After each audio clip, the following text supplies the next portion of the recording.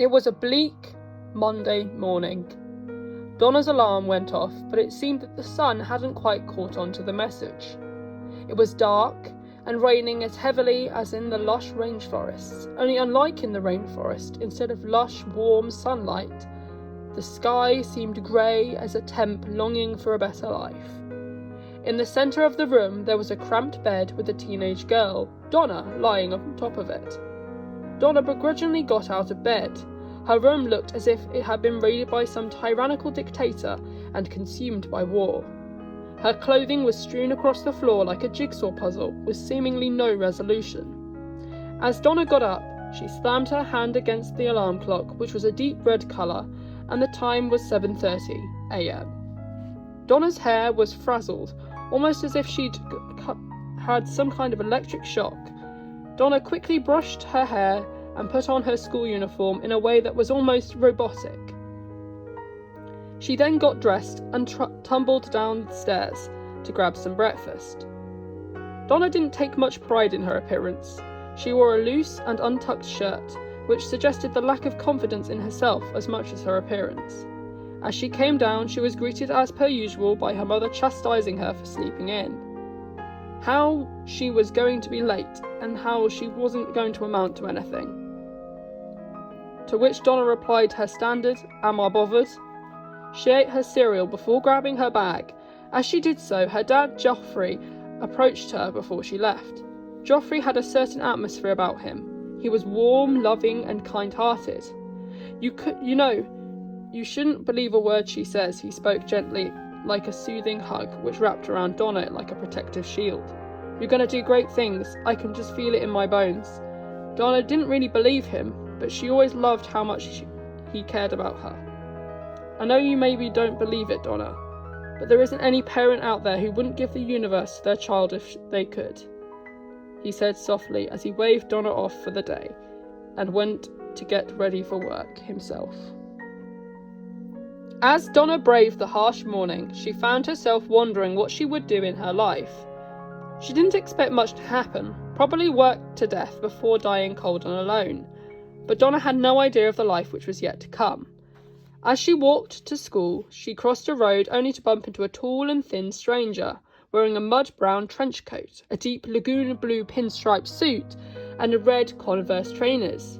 He had hair which was seemingly independent of his head, all sticky-uppy like the hair strands were trying to run away, and it was drenched in gel.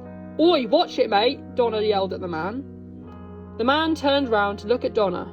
She looked into his eyes. They almost had a timeless glisten to them. The man was followed on by a ginger middle-aged woman. Donna recognised something about the woman that she couldn't put her finger on. The older woman had tamed hair, wore a knitted grey dress and a brown leather jacket, which made her look bold, confident, and absolutely unstoppable. The older woman looked shocked, as if someone had pointed out a clone of her and placed it in front of her. "Sorry to bother you, but I wouldn't go that way," the woman said, angling for her to turn round. "But I've got school," Donna replied before a sudden giant serpent crashed from underneath the tarmac below them. It had fierce fangs, deep, red, satanic eyes, which Donna felt unsettled by looking into. It was as if the devil was looking straight back at her. Its emerald green scales shined in the sun. Even though it looked malevolent, Donna couldn't help but see the protracted serpent's beauty. Cars were honking like angry hippopotamuses raring for battle. "Me," said the woman, moving in front of Donna in order to protect her from the vicious serpent. "Can you stop it?" she inquired, right as the serpent snapped up a large crimson-red car as if it were a rodent. "Grimnack tarmac serpent? No problem," said the man as he pulled a large machine out from his pocket, which couldn't possibly have fit inside it. Donna thought it must have been some kind of spaceman magic or something. The machine looked very DIY and made of incredibly random composition of objects. Some she'd seen before, like cassette tapes, and others seemed otherworldly, like an iPod and a volume suppressor. The man used the machine, which emitted an almost faded yet visible wave of energy, which encompassed the serpent. Slowly, Donna noticed that the serpent was getting smaller and smaller and smaller, until she couldn't see it anymore. The woman and the man ran over to the site where the serpent had once smashed out of. The woman crouched down and picked up what appeared to be a small earthworm. Donna moved in cautiously to examine what the woman had found. This was when she realised it wasn't an earthworm, but the serpent, only it had been shrunk down. "That was close," the man said nervously as he took the serpent from Donna and placed it in a box, which he had pulled from his impossible pockets. He put the serpent inside very carefully.